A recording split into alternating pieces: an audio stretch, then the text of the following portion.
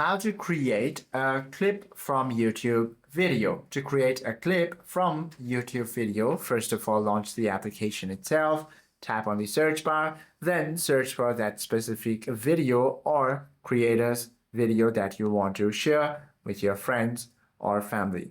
Now, once you open the video itself, you simply have to go ahead and locate the Caesar-like icon over here.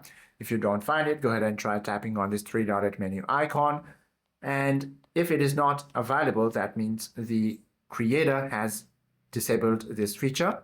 But if you find it, go ahead and tap on it. From there, now you simply have to use the glider to select the timestamp or the range. Now, once you go through this, you simply have to go ahead and click the blue share clip once you're done, and then proceed to grab your custom URL. And now you can share this URL using any social media applications or messages. Hope this video helps you out a lot. If you have any questions or queries, do comment down below.